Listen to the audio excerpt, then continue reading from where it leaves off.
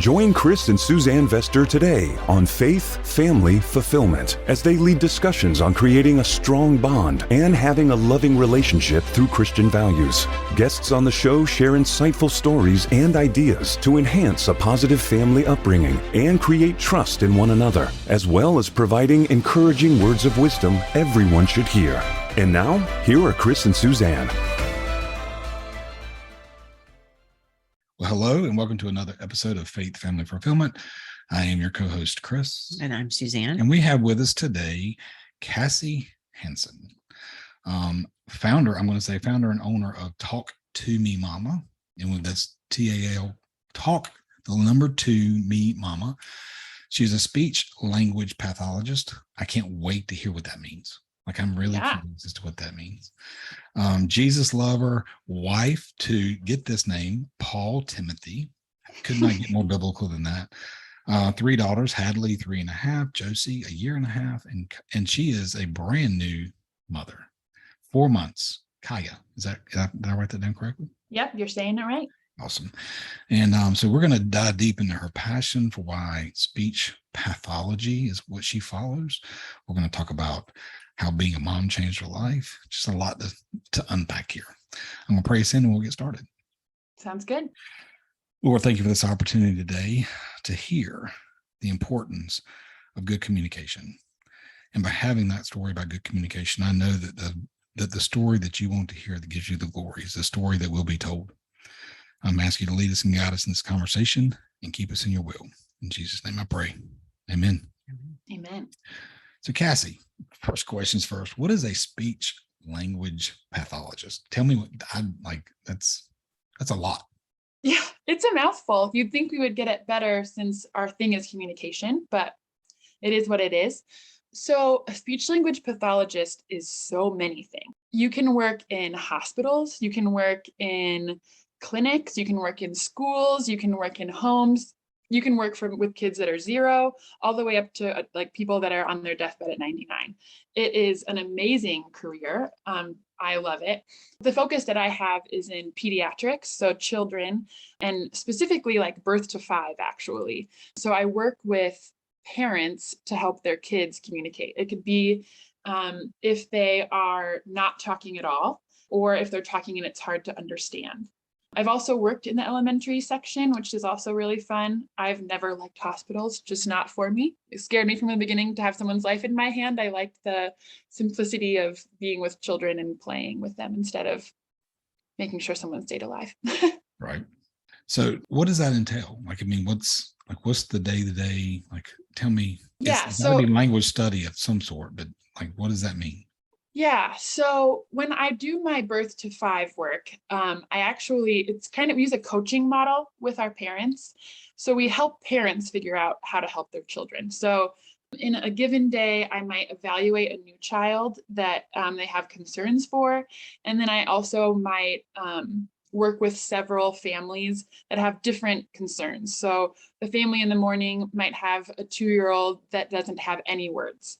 And then maybe in the afternoon, I have a 4-year-old that can speak fluently, but you can't understand what they're saying because they're not saying the S sound or the R sound or the TH sound or whatever. So in my pediatric birth to 5, I mostly work with those kinds of things, but also it could be autism, Down syndrome. I've worked with just a large array of children and their families, which is what I love about it, that you get to work with the families. Awesome. So in that, the ability for us to be able to communicate what we need, especially with children. So I can see that being a part of where the passion comes from, is helping a child be able to say, I need, Yes. It's so powerful because a lot of the times, especially if I work with a child that I would consider a late talker, meaning they understand everything that's going on and they can follow directions and they can communicate with mom by pulling her hand, saying I want this, and they point, but they're not using words. Those are called late talkers. And if you can just help them understand how helpful communication is, then their whole world changes and they can use words and it's much easier. So it's so fun. I remember in my undergraduate degree, I got to work with a little girl that was brilliant. She was so smart. She could figure out everything she needed without using any words. Wow. And I worked with her over the semester. And by the end, she was talking and using words. And that summer, my professor actually happened to see her at the park. And she said, Kassie, guess what? The little girl you worked with is talking in full sentences now.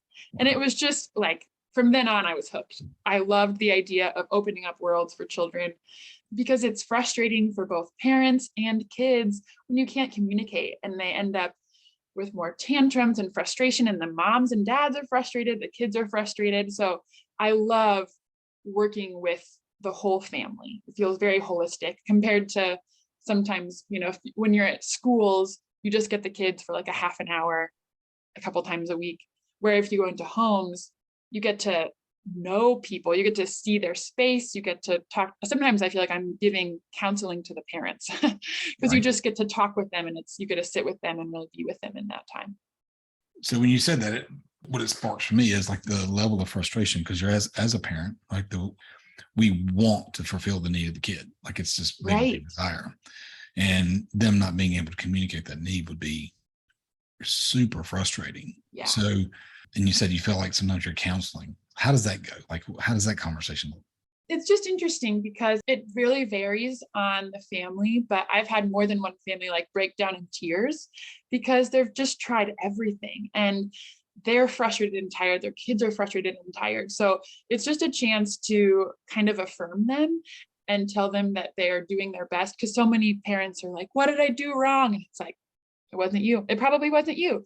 But at the same time, there's a few little things you can change in the way you're interacting with your child that will really change how well they can communicate. So it's fun that I can give them just little tiny nuggets that can change everything for their family. And that's really fun.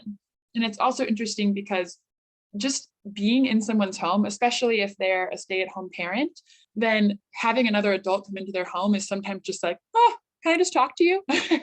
So sometimes we're not even talking about speech therapy stuff, but that's what I kind of like about it, is that even though their primary concern might be speech therapy, we can give them other support. The programs that I work with, if they are having problems financially, then we can help them in that area. So it's a very beautiful program that it's holistic and we can serve their entire family. And we can even work with their older siblings, and they can have goals that we work on that are about their marriage. It can be about anything. So it's really open-ended and wonderful. So when you said older siblings, like it's before we jumped on, we were talking about the relationship between kids, right? And how that changes over the course of time. Yes. As frustrating as it would be as a parent, it would have to be super frustrating as being a sibling. So when you're working with the families, like sibling work, is that for sure something you go into most every time? Yeah, if the child is at home, then we can incorporate them in the therapy. So we say like, okay, older brother, can you be the one that gives them this toy? And then they get some agency. And I've also even had goals with like taking turns. So we specifically have to work on helping kids take turns, which if you're a parent already of more than one child, or even one kid that's ever played with anyone else, you know that taking turns at a young age is rough, but it can be really fun to incorporate the older kids too. One of the things that I hear you, your passion clearly comes through, but one of the things I hear is you provide a service, but you're not just really providing a service, you are serving these people as you're coming in by all the different various things that you're providing for them, whether it just be a friendly face to say, Mama, you're okay. It's going to be okay. Or to the point of, giving them outside resources. I think that's so beautiful that it's not just, I'm coming here to do my job and then I'm going to go to my next job and then on and so on. You're truly sitting in the moment with your people and you're serving them. And I think that is just so amazing. Very cool. Yeah. And thanks. That's what I love, because I love people just in general. And especially after becoming a mother, it's hard. I didn't realize how hard it was. And it's funny how much my therapy changed after I became a mom, because I'm sure I had more than one parent just be like, is she seriously telling me to just do this really simple thing that would never work, And so now that I'm a mom, man, I can't imagine It would be easy if your child can communicate. And so I'm able to empathize with them more and just to, again, affirm them and say, you're doing great. Like, you're doing your best. You're the mom that they need. And it's really fun to get to do whatever they need that day. It's even if I have an agenda of like, okay, we're gonna do this and this. Sometimes I'm like, you know what, we'll work on that next time. And that's a gift that I have, that flexibility to be able to do what we need to do that day. Do you find that, and I'm going to tell on myself a little, but do you find that you practice on your children before you implement with others? Because I know that I've done that. So much. My husband was like, Kassie, stop. You need to stop freaking out about our kids. They are okay. But I would also just sometimes, for the fun of it, be like, I want to give our kid this evaluation. I want to know how well they're doing in this area. And of course, my oldest daughter actually has a small delay in her speech. So I'm always doing a little bit of speech therapy with her, like, oh, say your K the right way. And my husband is like, Kassie, she's fine. Well, developmentally, she's actually a little bit behind. So he gives me a hard time because I can't take my speech therapy brain like off when I'm momming also. You made a comment before we jumped on that being a mother changed your life as a whole. And you've already spoken to like how it changed the way that you did your job, like how you show up to those that you're serving. What other ways have you seen it shift for you? As a Christian, it's almost embarrassing to admit this, but I remember thinking, okay, so God gave his son Jesus to die. That seems kind of like, why didn't you give yourself, God? And then I had a child and it was like, oh my gosh, just the understanding of willingly allowing your son to die is insane to me. It is hard for me to wrap my mind around that still because of the love we have for our children. And just even thinking about my faith and how God knows better what we need than we do. Just like how as parents, we can watch our child and like, my kid is climbing up something and I'm like, oh, Hadley, you're going up too far. Please get down. And she's like, but I want to. And I think about how we do that with God and just how easy it is to say like, but God, I want to. And he's like, but you don't know that you could fall and get hurt. And so just the help that having kids has deepened my faith and my understanding and just like switches how I even think about so much. So like we were singing a song in church and it was the one about how God knows us before we're born, and I just always before it was I was thinking about how he knew me before I was born. And then to have my children thinking, like, man, he knows my children already. And as much as I pray for my kids, God already knows them and has them in his hands. And that's just an incredible comfort. It's a great answer. Actually, I love that. Because you're right. I think having children, right, it changes the perspective of the sacrifice of the cross. Like it definitely changes it. Because how often would we jump in front of a train to save our kid? Every time. Every time, right? And to recognize the fact that love for us, right, was more powerful. It's just a big deal. And another thing I've thought about lately is forgiveness. And this is a different take, but how quickly kids are able to forgive. Like when I am trying my best to parent my daughters gently and to talk to them about their feelings and to help them, work through why they're bawling again or whatever. Sometimes I don't keep my cool and I lose it. And then I say, oh my God, I hate myself for that, right? It's so hard when you know that you didn't give them your best self.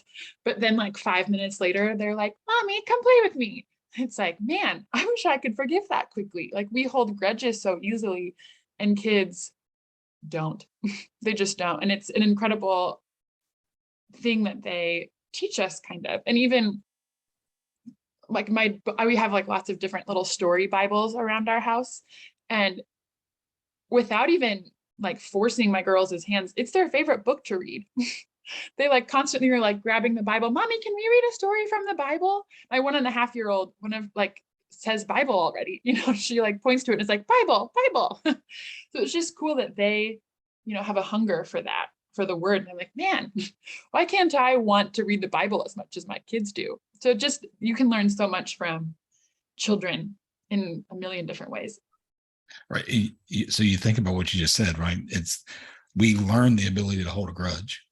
Right. We learn to put things in front of our hunger for God. Like it's a learned behavior. Like we allow it to creep in, Yeah. Whereas they're fresh. They're like, they just see the world so differently. Yeah. We allow far too many, I think, bad habits to really get roots. And then the pruning process, the weeding process is very painful. I think we could probably do a lot of life lessons based on preschoolers. Seriously. Because they're they're easy. Like they're not easy. I don't mean that in terms like they're easy to manage, but they're just their personalities are just easy. They're so carefree. Yeah. They're not tied down by anything. I mean, and the Bible says that, right? Like you should be like children, and I see that in like the joy that my girls have. And we go to a Bible study where my girls have like childcare, and they do a great job of having them learn songs and different Bible stories. And my oldest girl's favorite song is Holy, Holy, Holy. She learned that when she was 1.5, and she would sing it over and over again. And just her joy in singing that, and her inhibition, like if I take her into the worship service with us, she'll like raise her hands. I'm just like, man, how easy is that for her to do that? And all of us are in our heads and worried about things, and she is just like joyful about all of it. It's beautiful. So your business, you're actually going into people's homes, like you're serving them, like we've talked about that. That's an in-person thing. I would think it'd be really difficult to do otherwise. I can't imagine that being and maybe you can correct me in that, but it would be a really difficult service to provide, like what we're doing right now through Zoom, or like, I think it would be very difficult. Yeah, it's interesting because there's actually, with my certification in speech therapy, it is against the rules of my certification to go across state lines. So I can only serve in Nebraska. So I contract with some companies around here, but I'm also working on developing a course where I won't be able to affirm moms as much, unfortunately, but, and dads, but I'm working on a course where there'll be like some video component where I give them just like the tips and tricks. It will not be as fun, but there will be courses where we kind of talk about some easy things you can work on if you have a late talker, or if you really want to focus on communication in your home, how to set that up kind of even before there's a problem, stuff like that. And that leads me to the question is, like, being able to go in and serve the way you do. Obviously, you're passionate about being a language pathologist. Like, it's a passion for you, and your love of Jesus shines through. So it's like, we're called to be ministers everywhere we go, right? Yeah. So how does that play out for you when in the situation, like coming across people who are struggling with someone who's a late talker, or autism, you mentioned that, or Down syndrome, those things that could be detrimental to families in some cases. Sure. I can't remember the book, or I think it was a book that I was reading, and it went through this life of this couple. I mean, they had lost one child very early. They lost another child when he was in his teens. I mean, it's just one thing after the other. And when they lost their first child, they made an agreement. Hey, this will not destroy us, and neither will anything else. And then it carried you through the struggles of their life of a 50-year marriage. And it's like they always hang in there. So you think about things like autism and Down syndrome and other struggles that could destroy a family, but they're bringing you in to help them with that struggle. How does showing up like Jesus would show up? How does that work for you? So it's kind of hard because most of the contract work I do is with a public school. So that is always a battle that I'm trying to figure out. I can't be the one that initiates the conversation about my faith, but if someone else brings it up, then I always like jump on pretty quickly. And even one time it was interesting. I had a woman bring up her belief in like witchcraft and like some really kind of dark stuff. And I just kind of gently brought up that, oh, well, yeah, like as a Christian, I believe blah, blah, blah, blah, blah. And kind of tried to talk about that a little bit, but I hadn't interacted with that very often. So that was kind of interesting, but since I told her that I was a Christian, the biggest thing I wanted to do after that was just show her my love and care for her family, and so that she could just recognize some of the differences, and hopefully like a non-judgmental place to be in, and affirming and loving her, even though we clearly had differences. On the flip side, I had one mom talk about the church that she attended, and instantly we started talking about church. And then every time we would get together, we would also talk about, our faith and how that was going. And I felt like there was an open door there because she shared about her faith. And even after I was done working with her child, we continued to hang out and work together and talk together. So since I can't always say, do you know Jesus? Or, like be really overt about it. I try to kind of work it into conversations and just say, yeah, like, at the church I go to, I'm part of a mom's group or whatever.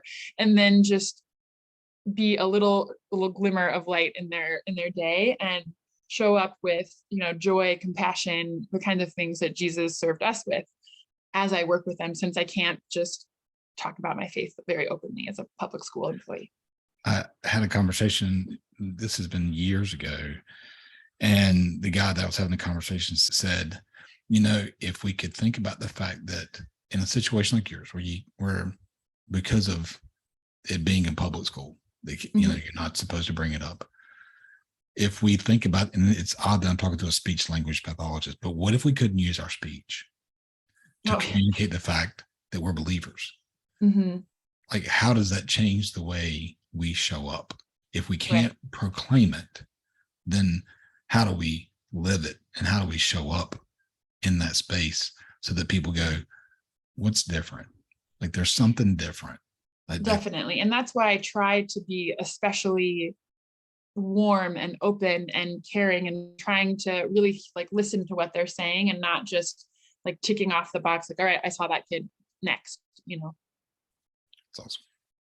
Yeah, I think when you show up with the fruits of the Spirit, and that is how you are being actionable in your presence, people know the difference. They don't maybe know why, but they will always know that you treated them differently, that you showed up differently. And I think that even if we are unable to have the conversation and be specific as to the why, we will always be remembered for how we showed up. And that could be a seed that's been planted that can bear fruit in 100 different ways, and maybe 5-10 years down the line.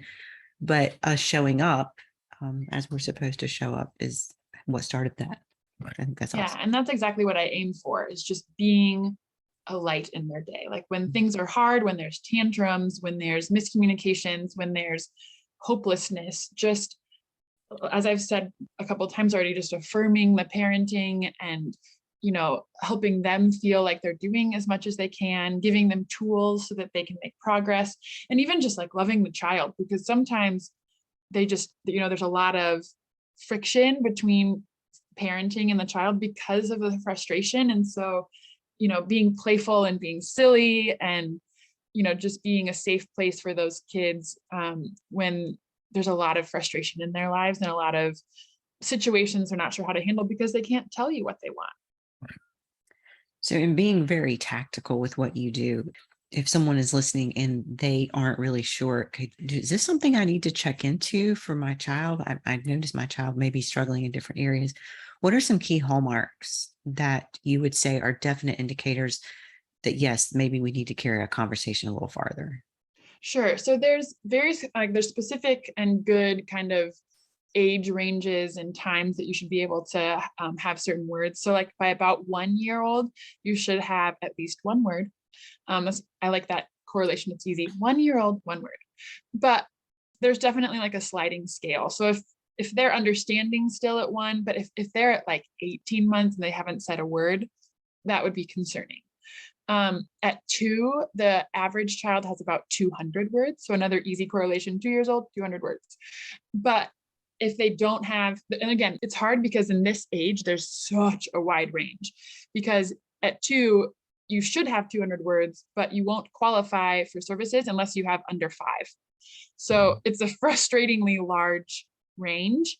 And that's actually kind of one of the reasons why I want to make some video courses, is for that kind of gap of kids that maybe aren't so low that they're not qualifying for services, but they still are behind their average peers. And then as far as the articulation, I should define articulation. Articulation is just how easily you're understood. So articulation is saying the K sound as a K and not as a different sound. So if your child is talking and you can't understand at least half of what they're saying by 3, then you should also talk to your pediatrician is usually a good place to start. They can do a referral process. And also in every single state in the United States, you can get free early intervention services. They kind of come in different ways. Different states handle it differently, but in the whole United States, you get services of some sort for birth to 5. Awesome. I'm glad because that was exactly what I was thinking. Like tactically, for those that are listening, when should they start looking? You're saying that maybe by 1-year-old if they haven't, or 18 months, if they're not speaking, then there's probably something going on. Right. And it is an interesting difference because there's like receptive language, which is what you understand, and there's expressive language, is what you can say. So you should also be looking out for how well they're understanding things. So they should be able to follow some simple directions. By the age of 2, they should be able to do 2-step directions. Even at 1, they should be pointing to some different pictures. So there's 2 sides of the coin that you can be looking for both, but it's easier sometimes to recognize the expressive language or the output because it's more clear if they're talking or not. Yeah, I would think that so you said receptive. The receptive would be really, really hard to recognize that they're not getting that. Yeah, I mean, it is. So, I mean, right now, my 1.5-year-old, I can say, go to the kitchen and get your cup. Right. And she's 1.5. So if you are talking to your child and they don't understand anything that you're saying, you can end up recognizing that. Or if you say like, point to the ball, and they can't even point to where the ball is, you can pick up on it, but it's just not as overt because it's not talking. It's what they're understanding. And I didn't ask this. How long have you been doing this? I have been doing this for 7 years. Gotcha. I had to think about the math really quick in my head. So, in the last 7 years, there's been a massive difference, I would think, in a little bit of social media, like screen time for grownups. Mm-hmm. Right? How do you think that's affecting the ability of our kids to communicate at an early age? And I'm not saying that grownups would put the phone ahead of their kid, especially at that early age of life, but we know the addictive nature of social media. So if they're not having the conversations, even at that early age, we were really intentional. I remember with Avery about not using baby talk, like having conversation, like a real conversation. And I'm just thinking about, in today's world, have you seen a difference in your space of how that's happening? Definitely. Yeah. And actually, you'd be surprised at the number of people that have the screens babysit their 1-year-old. Right. And that I honestly, as a reaction to seeing kids having so much screen time themselves, let alone their parents having screen time, I have become probably too strict, if you would ask my husband, on how much screen time we have, because it does affect them. If you are not having those conversations with children, they're not learning that. They're first learning from their parents. So you have to try to be present with them. And I mean, to be honest, I fall prey to that sometimes, right? I'm trying to grow a business. I want to make sure that things are happening on my end. And so I have to even give my own self parameters and say, okay, I'm going to put this phone over here. I'm going to put it in a little like timeout spot so that I can be with my kids right now. And I try to set up certain times where I have my phone on, and the rest of the day I try to have it off, right? Or at least not super present, because it is so addictive. And if we're not having those conversations with our kids, they're not going to learn they're not going to have receptive language or expressive language. And so you have to really be aware of that. And it's harder than you would think. I think about, iPad time, like you see, like I've been in situations where I saw kids at, like you say, early age, 2 or less, holding an iPad, watching, whatever, YouTube, whatever. And there is no conversation. It's just receiving information. Right. And usually it's from a drawn character. It's not even real people. Right. And so the idea of how do you even begin to correlate your own language and your own ability to communicate effectively. Yeah. And the That's research strategic. says, oh, sorry. The research says that you should not even have screen time before 2 years old at all. Wow.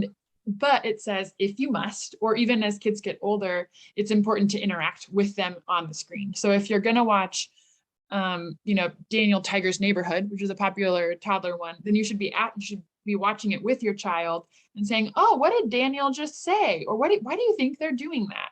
So that you can still use it as a communication tool, because the communication is back and forth. And if you're just watching TV, there's no back and forth. You're only taking it in. And at a young age, they're not comprehending that much. It's not like they're getting a ton of information from just watching TV at that point. Right. Whereas as you get older, you can learn things from TV. You can understand and comprehend. But if you're under 2, you're not really comprehending what's going on anyway. Right.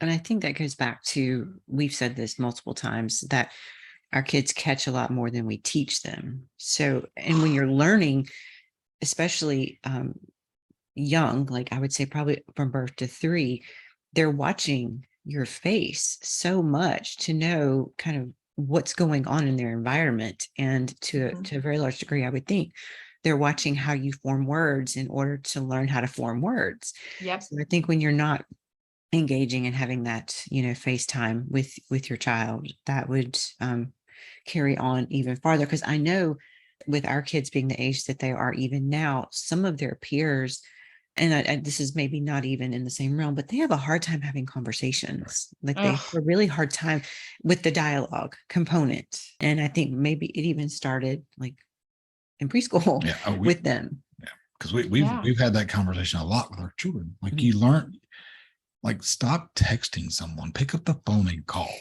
Or better yet, have a conversation when you see them. Yeah, have a real face-to-face, real conversation, because there's so much value in that. When you're looking at the written word, you only have the ability to communicate 7% of the message. And if it's by ear, like it's just hearing a message, then it's 40-something%. And then, but if it's visual, where you're in front of someone, it's 100%, because you read body language, you read inflection, right? Like you're hearing and learning all those things. But if they're looking at a tablet, like what are they getting from that? Yes, you touched on one of my soapbox issues because part of speech language therapy actually also is the social communication part of it. And so, yeah, I harp on this all the time. There is so much that you don't know when you just read something on a screen, and so much can be misinterpreted. I mean, everyone has seen the Facebook wars that go on, and you don't have any idea what they're actually saying. One sentence can be interpreted so many different ways. You can even say the word cool. And if you say, cool, that's so awesome. Or you can say, cool, and it's totally sarcastic. And those are incredibly different meanings. Right. And just by hearing it, you can hear the difference. And if you see it, you can see it even more. So yeah, I could go on. I could talk about that for 2 hours, because it is so stressful to me that we're leaving so much left to chance, really, right? That if it's just written word, you're missing out on so much. Right. And I do this exercise with, I'm in the automotive space. So I do this with salespeople, because I want them to communicate through a minimum of video. Like I want them to send videos when they're having conversations with their customers, if it's something we have to have a back and forth dialogue. And I used a 7-word sentence of, I'm not saying he beats his dog. Like it's 7 words, and it's, I'm not saying he beats his dog. I'm not saying he beats his dog. I'm not saying he beats his dog. Like you can go through and emphasize and it's 7 different sentences using the exact same 7 words. Yes. And it starts to click, and they're like, oh, well, but if let's dial it back. I'm talking to adults, who are trying to serve a customer well. Like, okay, well, what do we talk to the 5 and less year old children and say, right? Because they're not even reading yet. But if we're letting the tablet or the iPad or the phone or whatever it's like you said, babysitting them, if we're leaving it to them, what are they interpreting? What are they learning? Like right? It's lost. Yeah. And they need that connection with parents. I mean, just the attachment style. Like you need that with your parents so that you can successfully have interactions with other people as you go throughout your life. So as a baby, toddler, preschooler, it's so important, imperative that you are actually talking with your child. Amen. Truth. We could probably stay on for another 30 minutes Easy. minimum. I'm sure that's true. And continue talking. And we might do that at some point. But for our purposes today, we are drawing to a close. So do you have any last thoughts you'd like to share with the folks listening today?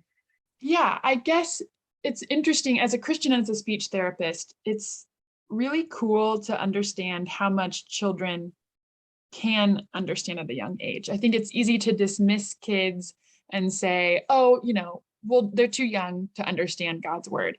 But that's not true. They can hold so much truth in their hearts already, and they can teach you so much about your faith. So I just think it's really beautiful if you are open and willing to learn from your children, but also to teach them what you know, starting right away. You don't have to wait.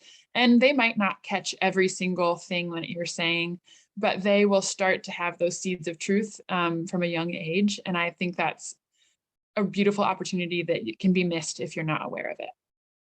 Awesome. Absolutely. Thank you so much, Kassie. Yeah, thanks for having me. Today.